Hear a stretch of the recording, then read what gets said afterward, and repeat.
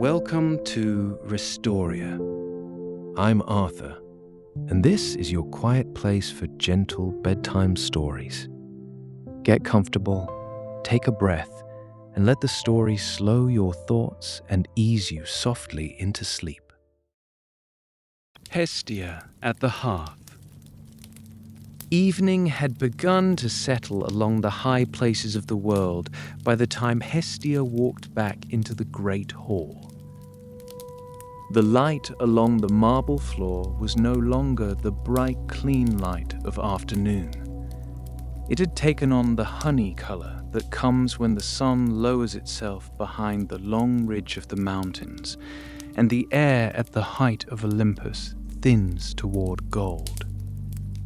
The columns of the hall stood in their rows, each one tall and pale and unhurried, and along their sides the amber light pooled and slid as the day drew its long breath toward dusk.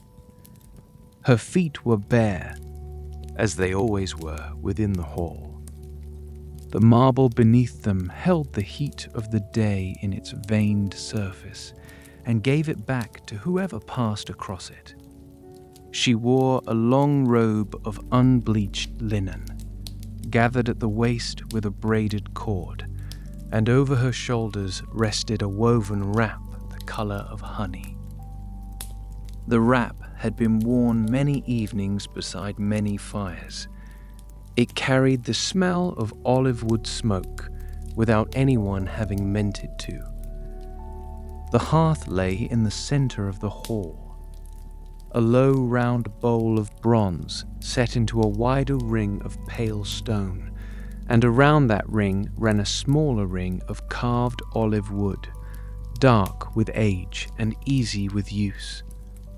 A few cushioned benches sat at careful distances from the bowl, each with a folded cloth draped along its back, ready for whoever might wish to sit. Inside the bronze, a bed of embers had settled. They had been burning all day, and now, in the falling of the evening, they had drawn into the kind of fire that no longer crackles, but only breathes the way a sleeping animal breathes, even and unhurried and sure. She walked to the hearth and stood beside it for a long moment. The embers gave up a steady heat that climbed her ankles and settled around her knees. She held out her palms toward them and felt that heat come up into her hands, into the small bones of her wrists, into the place where her sleeves softened against her forearms.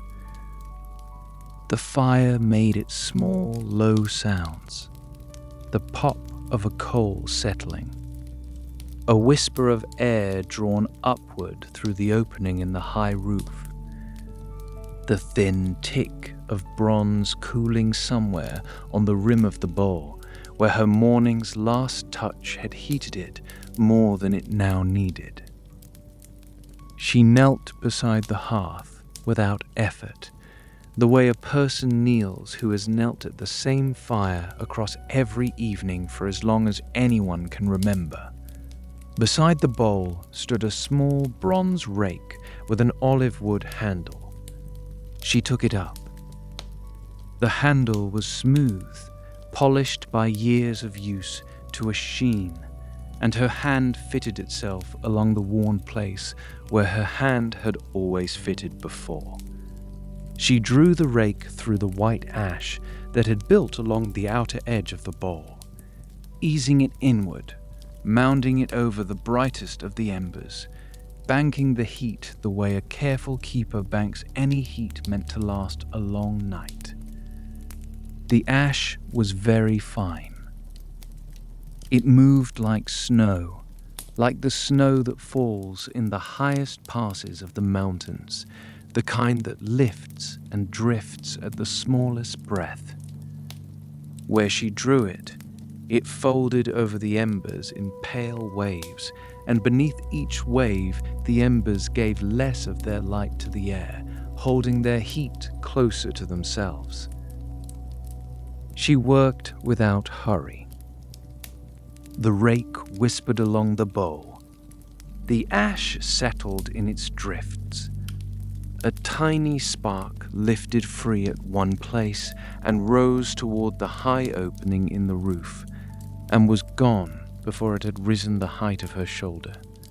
When the ash had been drawn into its shape, she set the rake aside. A basket of olive wood stood beside the bench nearest the hearth, the wood split fine and stacked neatly, each piece pale at its split face and dark at its bark. She took up 2 pieces the size of her forearms.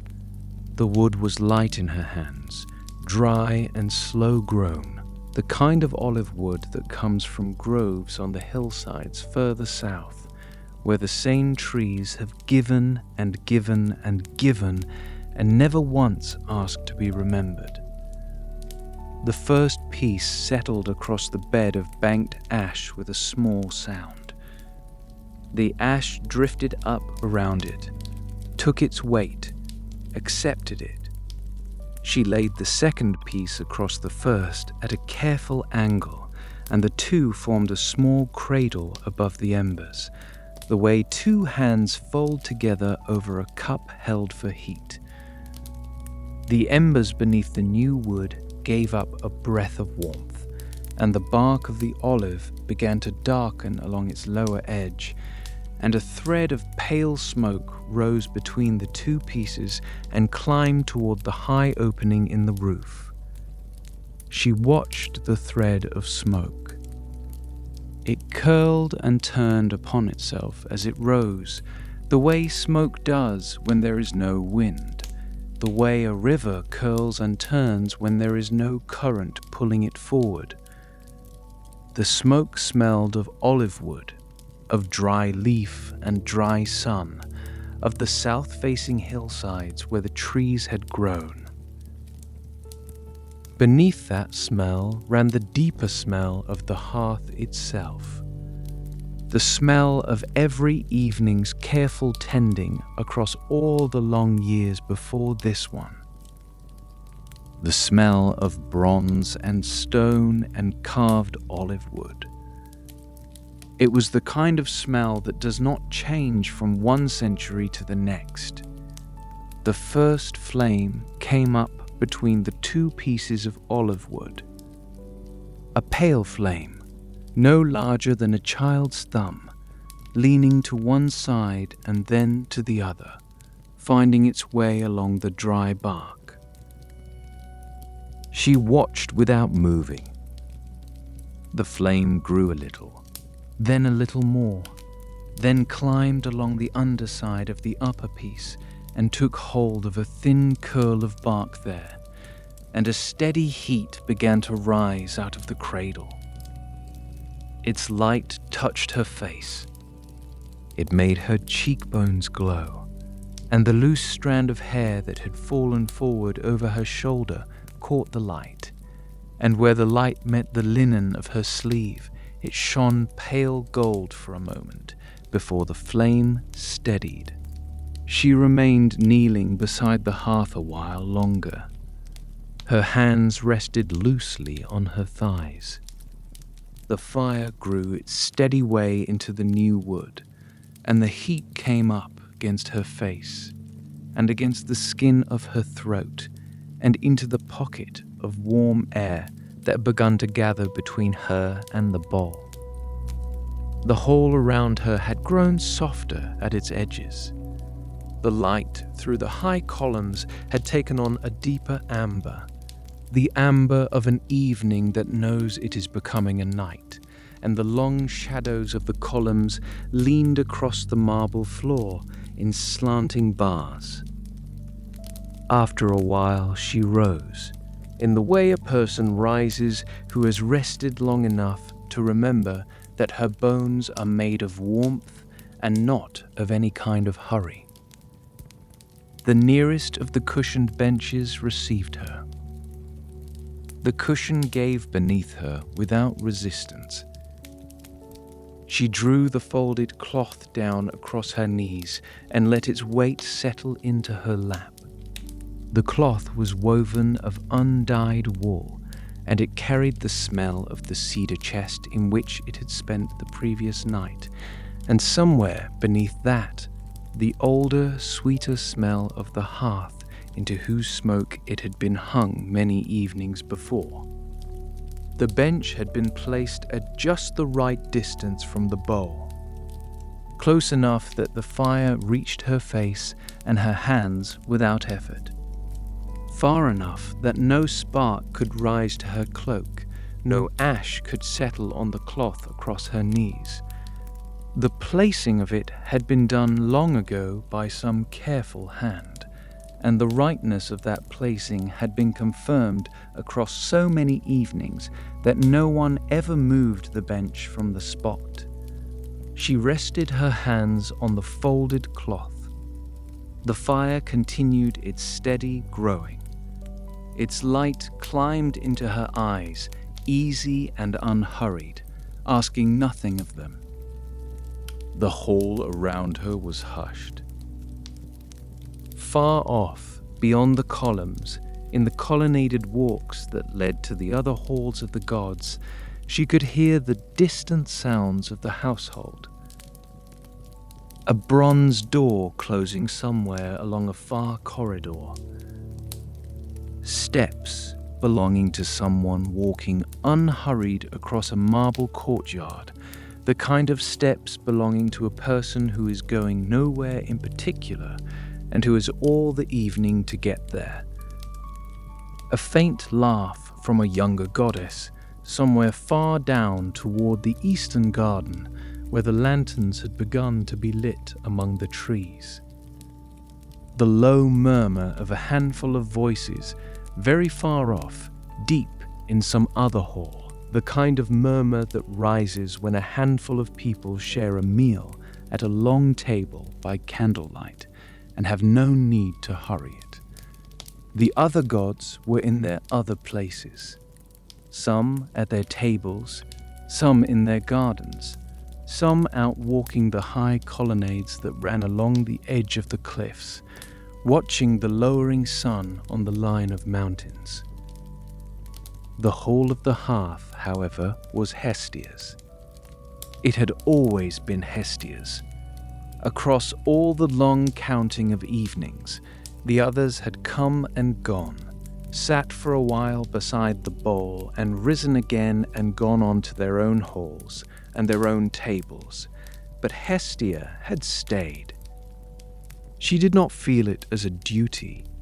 She felt it as belonging, the way a tree belongs to its hillside, the way a river belongs to the turning of its valley.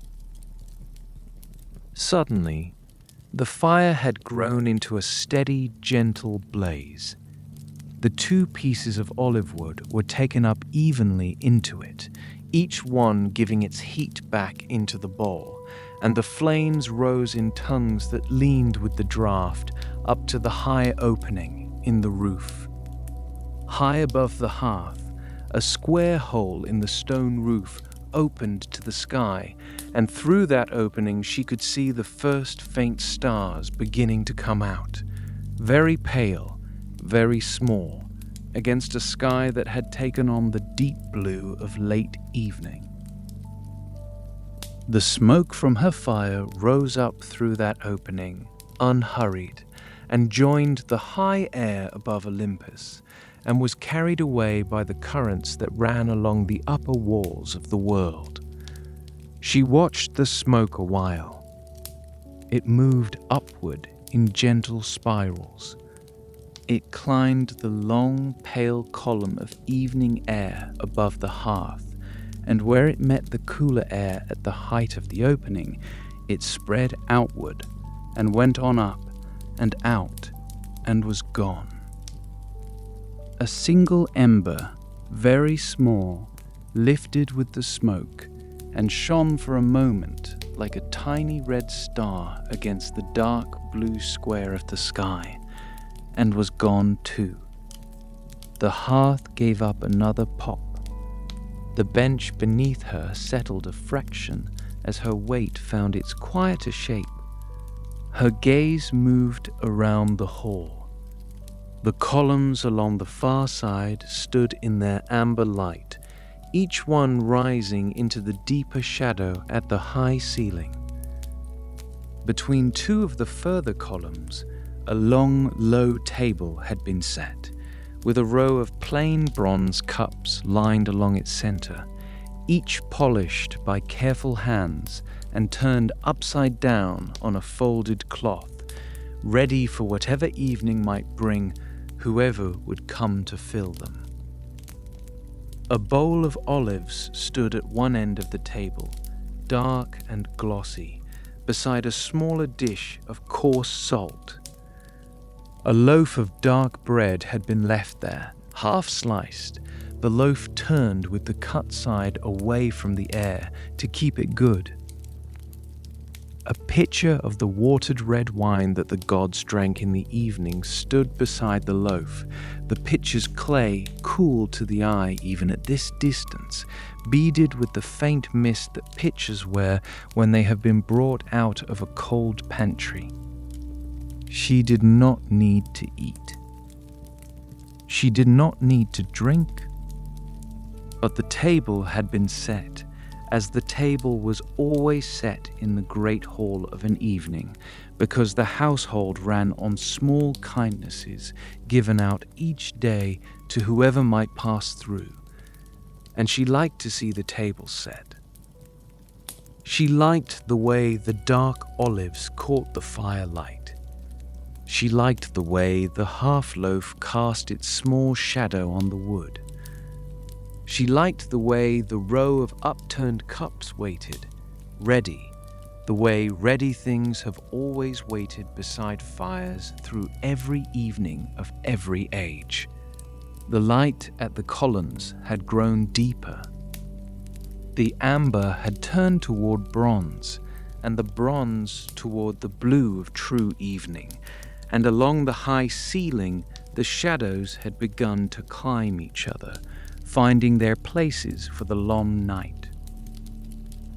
The fire in the bowl had become the warmest light in the hall. Its glow filled the bronze and the ring of pale stone and the carved olive wood ring around them, and threw a circle of light onto the marble floor for 2 paces in every direction, and beyond that the hall lay in the deepening dusk, with only the far lamps of the other halls glowing along the colonnades like a row of low stars. She rose and walked to the open doorway at the far end of the hall. The doorway gave onto a wide, flat terrace of pale stone, and the terrace gave onto the long view of the world below. She stepped out into the cool evening air. The wind at the height of Olympus was not the busy wind of the lower passes. It was the long breath of the upper sky, moving along the cliffs in a single unhurried draw, the kind of wind that smells faintly of high, cold stone, and faintly of pine-ave, and faintly of the grasses far below in some valley too distant for the eye. The low parapet at the edge of the terrace received her hands. The stone was cool, not cold, smoothed by the long weather of the high places. Her gaze went out across the view. The mountains lay in their long blue line, ridge folding into ridge, their snowy crowns turned a faint rose by the last reach of the sun, and beyond the further ridges, the world fell away into the dusk of the plains, and the lit cities scattered like handfuls of bright seeds across the dark. Each city had its own glow. Each glow was 1,000 small fires. Each fire was a hearth of its own kind. City steady in the lark, her gaze moved across the long line of distant glows. Far to the east, where a port lay on the curve of a coast, the lights gathered thickly and made a shape along the sea. Far to the south, on a wide plain, a single bright glow was the great fire of some town festival, a smaller copy of her own hearth, and around it she could nearly imagine she saw the turning of dancers, though the distance was too great for the eye to hold any of that. Closer, in the high passes below Olympus, smaller fires marked the steadings of shepherds and the inns of travellers, each one a tiny golden point in the deep blue dusk. She thought, with a kindness she had carried a long time, of all the small fires she also kept.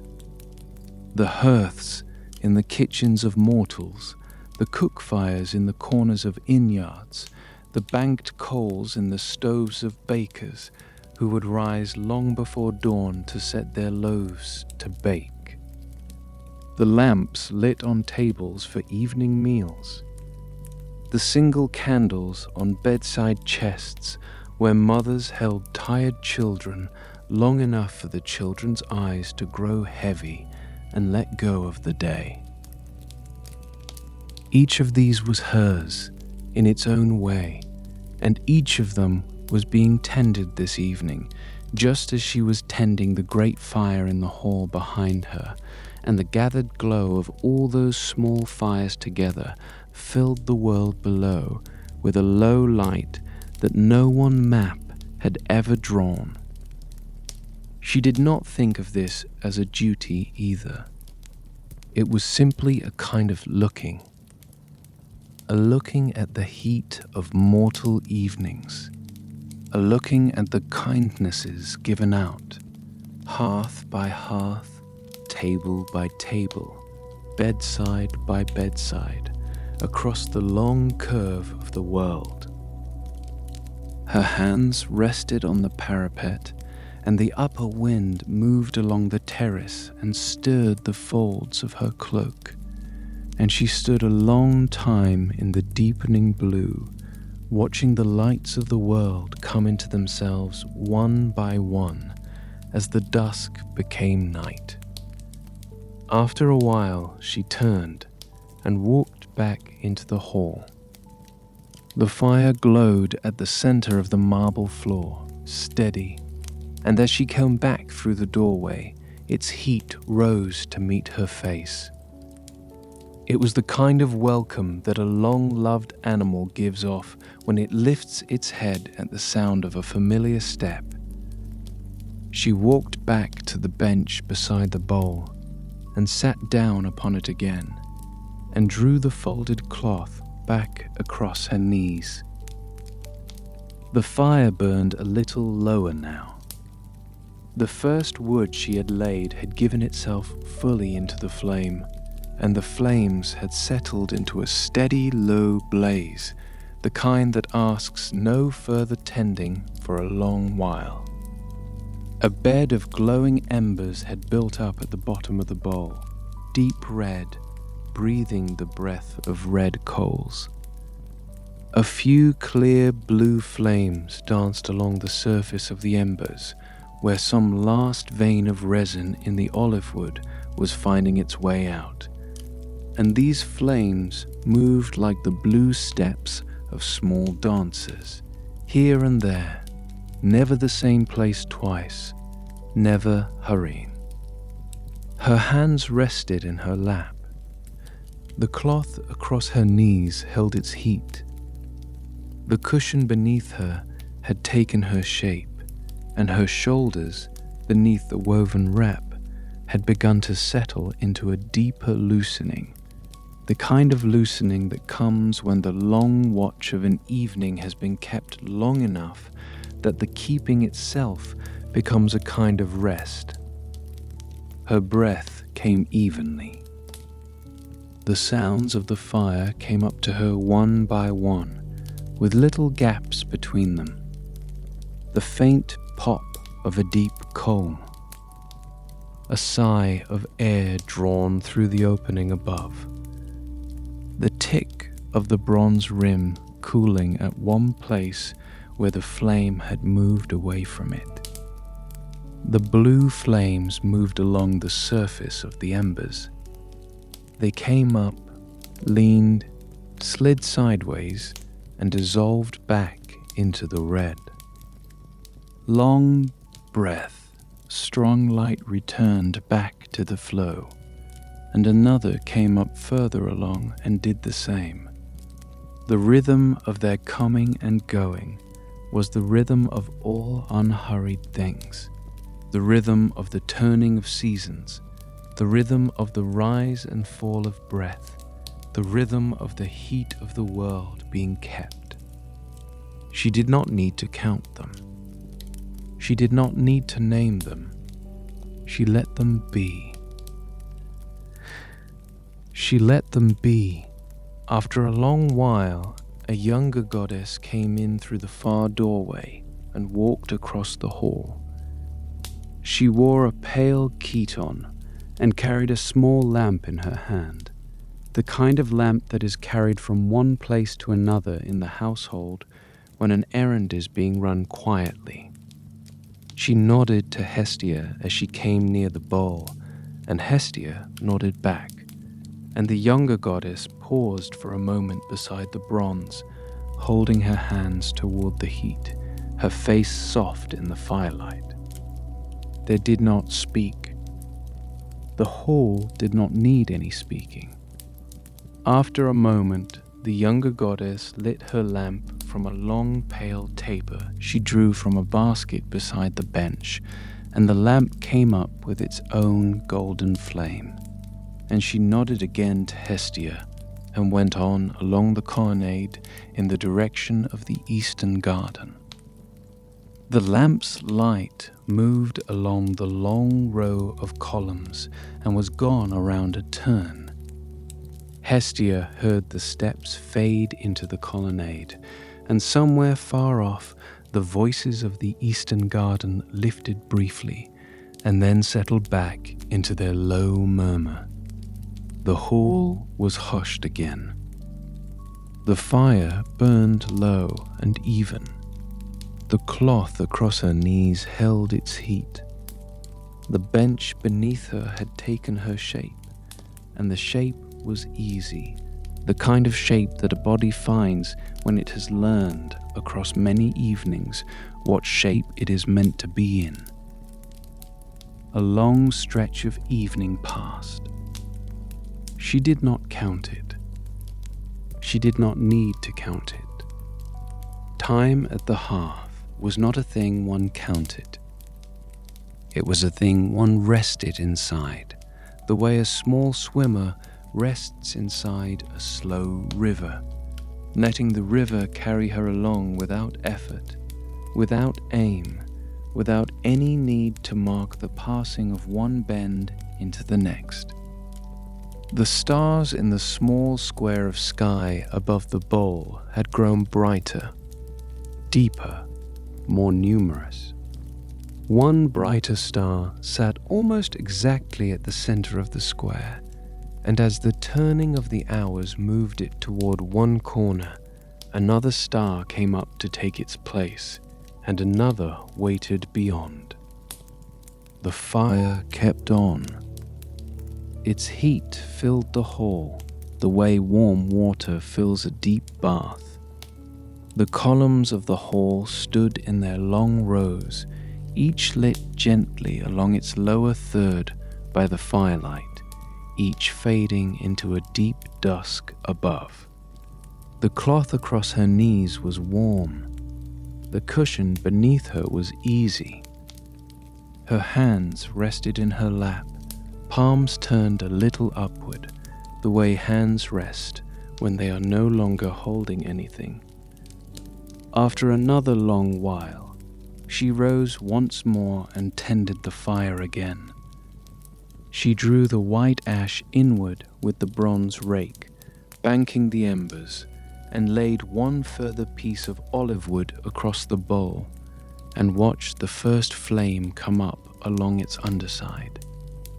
The new piece settled into the fire with a small sigh, The flame caught hold along a long curl of bark and grew steadily, leaning in the draught toward the opening in the roof. A thread of pale smoke rose up between her hands and climbed toward the dark blue square of sky and was gone among the stars. She returned to the bench. She drew the folded cloth back across her knees. The fire settled into its new, steady glow, and the heat came up to meet her face, and the cushion took her shape again. Her shoulders eased a little further, and her hands grew a little heavier in her lap, and her eyes slowed in the way they took in the small details of the hall. She thought, in the way thoughts come to a person sitting beside a fire, of the very many evenings that had been spent in this hall. The first ones, when the hall had been newly built, the marble bright, the columns smelling faintly of the quarries from which their stone had been cut. The filling of the hall over time with the marks that long use leaves on a place. The smoothing of the carved olive wood ring around the bowl by the touch of countless hands across countless evenings. The settling of the cushions on the benches.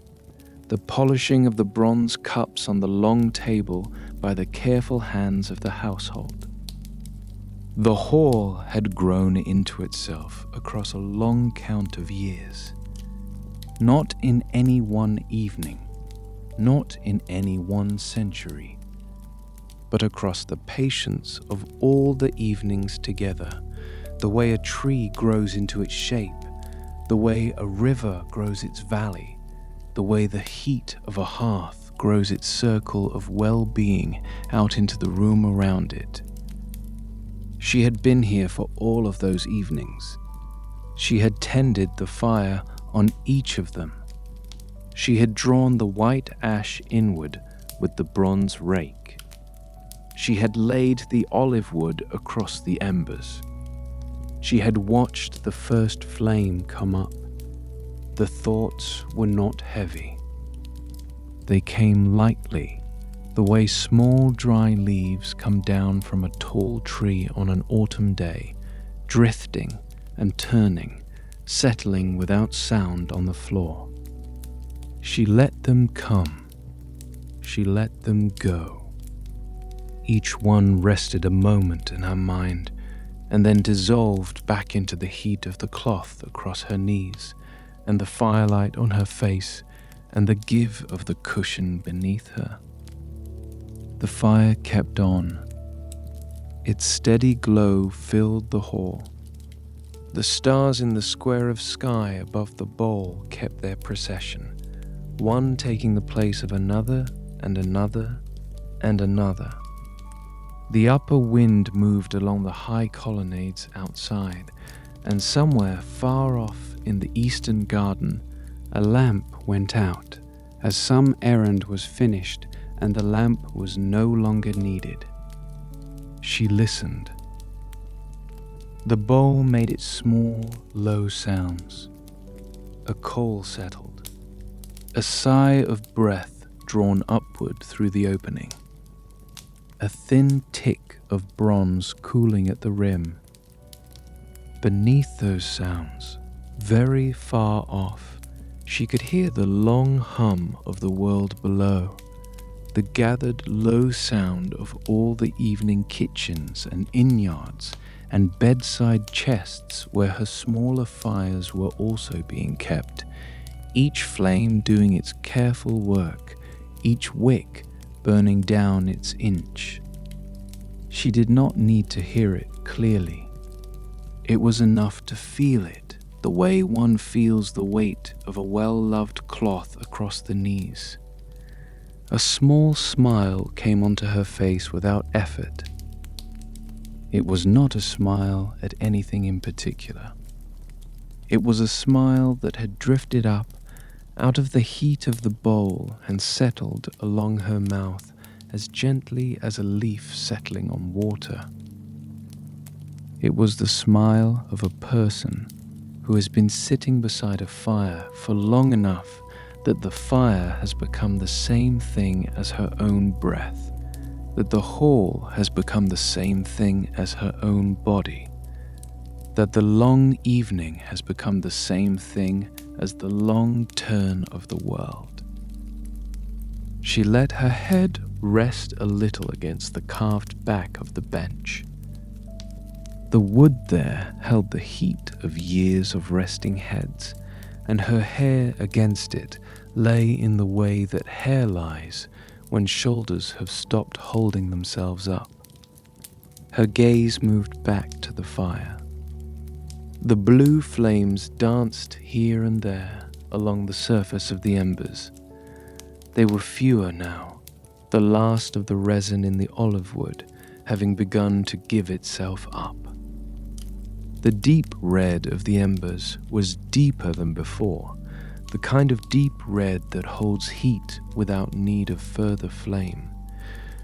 She watched the dance of the blue flames a long while. Each one came up out of the embers, leaned, slid, and was gone. Another came up further along and did the same. The rhythm of their coming and going laid itself down over her own breathing, and her own breathing matched it without her trying. Inhale on a blue flame coming up. Exhale on its dissolving back. The whole hearth breathing for her. The hall had grown hushed. The far murmur of the eastern garden had thinned. The steps in the colonnades had stopped. Somewhere far off, a low note was carried upward on the upper wind, the kind of note that might have been a horn from a distant pass, or a song from a distant valley, or a thing she only thought she heard. It came once, very softly, and was gone, and the hearth went on with its even glow. The cloth across her knees held its heat. The bench beneath her was easy. Her hands rested in her lap, palms turned a little upward. The fire's warmth came up to meet her face, and the blue flames danced along the surface of the embers, and the procession of stars passed across the dark blue square of sky above the bowl. She thought, with the same kindness as before, of the mortal herds once more, of the kitchen in some hill village where a kettle was being lifted off its low ring by a careful hand, of the inn yard where a traveller was sitting beside a tin of coals, his cloak across his knees, his face soft in the firelight, of the bedside chest where a single candle burned beside a sleeping child, a mother's hand resting on the cover, the wick of the candle making its long, careful descent. Each of these was hers. Each of these was being tended this evening, hearth by hearth, table by table, bedside by bedside, across the long curve of the world. The thought had its own heat. It rested in her mind like a small coal. She did not turn it over. She did not look at it too closely. She only let it sit there, the way the deep red embers in the bowl below sat breathing their even heat into the deepening evening of the hall. A long time passed. The fire kept on. The stars kept on. The upper wind kept on along the high colonnades. The cloth across her knees held its heat. The cushion beneath her was easy. Her shoulders had eased deeper into the woven wrap, and her hands had grown heavier in her lap, and her eyes took in the details of the hall less and less, the way eyes do when they have begun to be done with looking. She tended the fire once more, after a long while, in the way she had tended it all evening. The bronze rake, the white ash drawn inward, one more piece of olive wood laid across the embers, the first flame coming up along the underside of the wood. Each motion slid into the rhythm of the evening, the way each star slid into the place left by the star before it in the procession across the dark blue square of sky. She returned to the bench. She drew the folded cloth back across her knees. The fire settled into its new, even glow. The heat came up to meet her face, and the cushion took her shape, and her shoulders eased deeper into the wool. The amber light along the lower third of the columns gave the marble an inner glow. The deeper shadow above the columns held the long dark of the hall's high ceiling. The procession of stars went on above the ball, one star giving way to the next, and the next. Her eyes rested, not closed, not fully open. Rested in the way eyes rest when they have been looking at the even glow of a fire long enough that the looking and the resting have become the same thing. The blue flames danced along the surface of the embers, here and there, fewer now. The deep red of the coals breathed its even heat into the bowl. The light along her face was easy and old. She thought of nothing in particular. She thought of the heat of the fire. She thought of the mortal hearths, glowing hearth by hearth, table by table, bedside by bedside. She thought of the upper wind along the colonnades. She thought of the folded cloth across her knees, and of the bronze rake leaned against the bench beside her, and of the half-loaf of dark bread on the long table at the far side of the hall, its cut side turned away from the air to keep it good. The thoughts were not pictures anymore. They were closer to feelings. The heat of the fire on her face, the weight of the cloth across her knees, the glow of the mortal hearths far below in their countless careful circles. They did not need pictures. They had become the same as the even glow of the embers in the bowl beside her. A long time passed. The fire kept on. The stars kept on. The upper wind kept on. The hall held her, and the bench held her, and the bronze bowl held the even glow of the deep red embers, and the high opening in the roof held the procession of stars passing across the dark blue square of sky. She let herself be held. She had nothing to hold up. She had nothing to carry. The hall did the holding. The bench did the holding. The fire did the holding. She rested inside the long keeping of the room. A drowsiness had begun to settle along her shoulders. Not the heaviness of any wanting to sleep, but the easing that comes to a person who has been sitting beside an even fire long enough that her body has started to remember that it is a small animal, the way every body is a small animal, the way every body wants, in the long evenings, to sit beside something hot and lower its head a little closer to its hands. She did not fight it. She did not lean into it.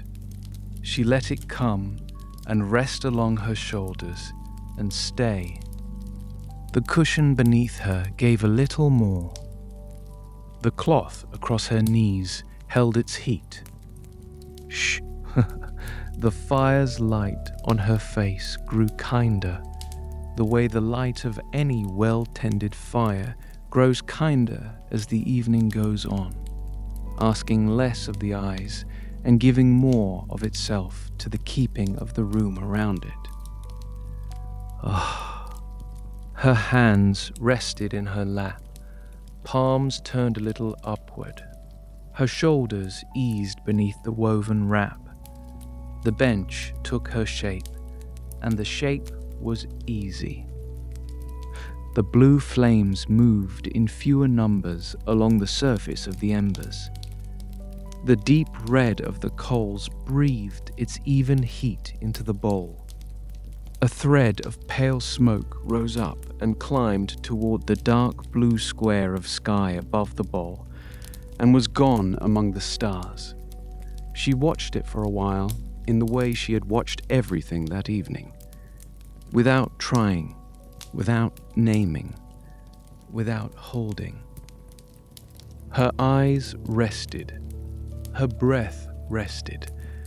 The even glow of the fire and the even glow of her own keeping folded together into a single heat that filled the hall the way water fills a deep bath. The hall held her. The bench held her. The fire held her. The procession of stars above the bowl held the long turning of the night, and the night held the long turning of the world, and the world held the mortal hearth, hearth by hearth, table by table, bedside by bedside, glowing into the deep blue evening below the high places of Olympus. She was held by all of it.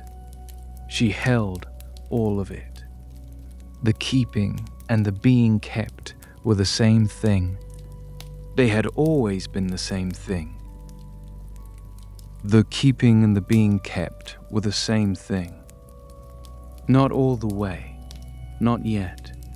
Just into the place that comes before sleep, where the body has settled, but the mind is wandering, drifting from one thing to another, the way a leaf drifts on a stream.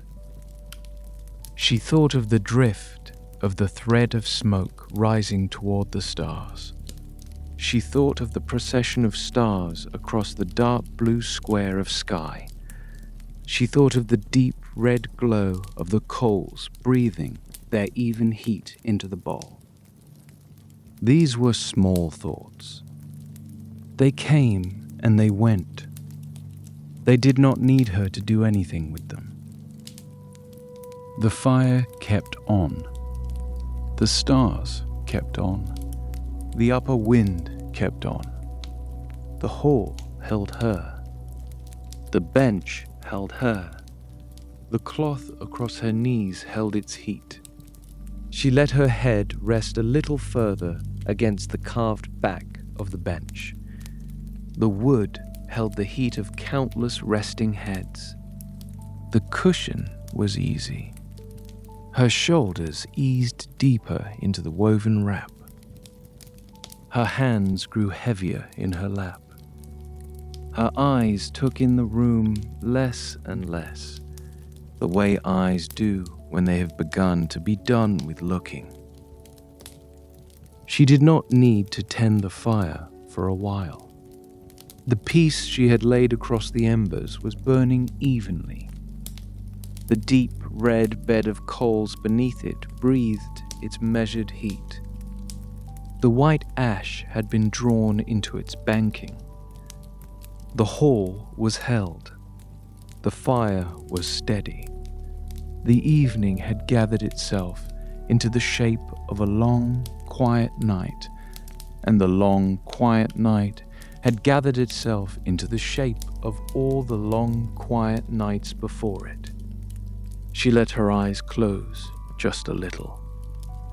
The light of the fire moved along the inside of her eyelids, the way water moves. She listened. The bowl made its small, low sounds. A coal settled. A sigh of breath drawn upward through the opening, a thin tick of bronze cooling at the rim.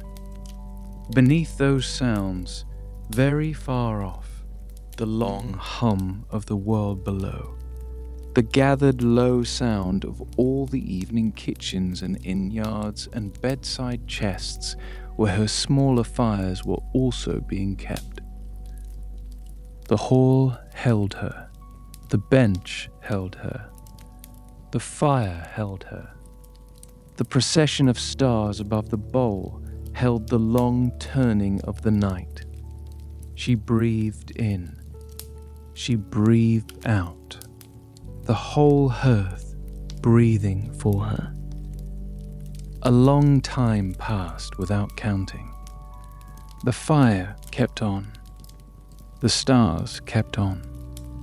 The heat filled the hall, hearth by column, by floor, by ceiling, and filled her, hand by shoulder, by face, by lap, and filled the evening, hour by hour, into the shape of the long night.